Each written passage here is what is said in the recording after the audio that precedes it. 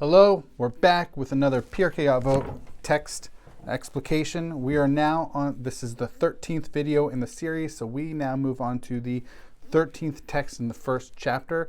And this, just like yesterday's text, involves Hillel, the famous Hillel.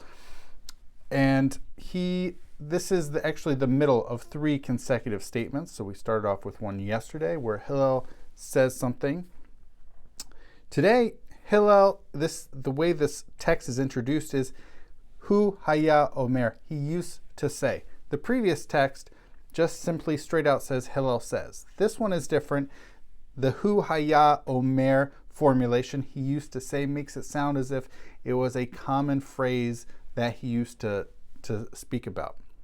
This, similarly to his text yesterday, his wisdom or his advice, really broke with the rest of the aforementioned sayings, the wisdom, the advice in this chapter, many of which had three aspects. Yesterday's had four. Today, also four.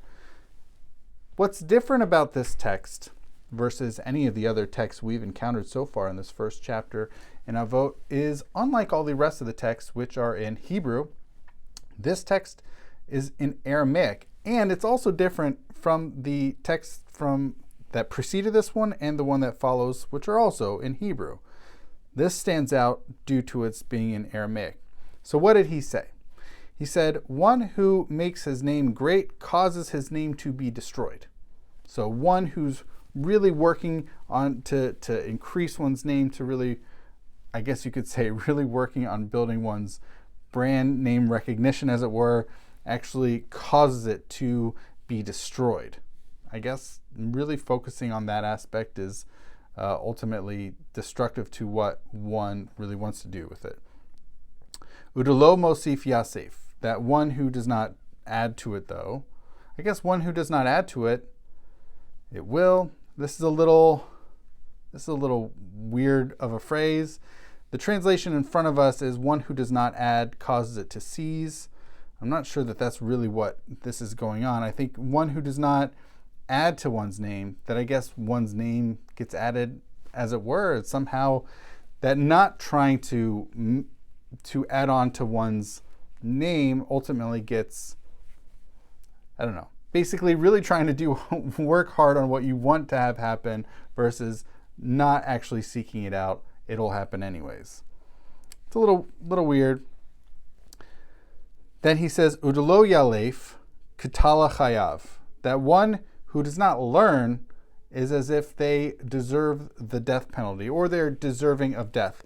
Now this is an Aramaic version of a Hebrew phrase that we see a couple of times in Pirkei Avot of deserving of death, that someone sort of deserves the death penalty.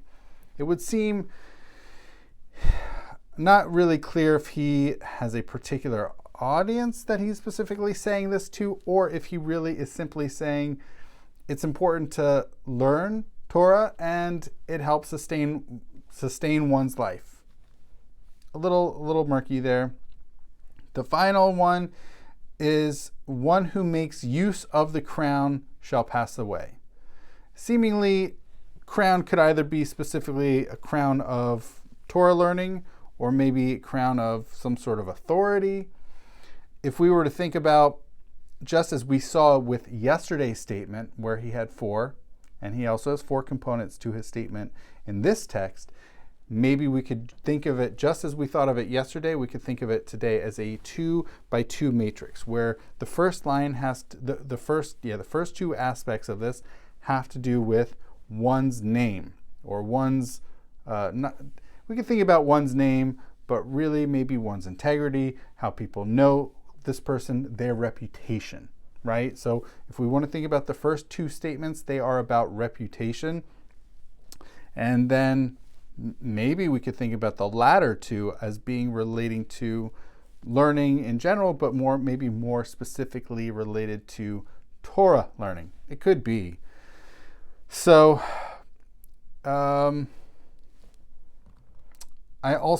it's interesting because there almost is, in the language, I mentioned the Aramaic aspect, but there also could be a piece of this that is quasi-poetic. And yes, it is certainly very terse of a text, but it also has the last word of each of the last word of the second text and the last word of the fourth one is Yasef and Chalef. And I can't help but think that there's some interesting sort of poetics going on with the Aramaic involved with this. Certainly a kind of cryptic text. As I mentioned, this is an Aramaic, and it stands out as the only Aramaic in the entirety of this first chapter. And I do believe we get to see Aramaic once again throughout the rest of Pirkei Avot, but this particular text certainly stands out for its use of Aramaic. All right, thank you so much, and stay tuned for the next text.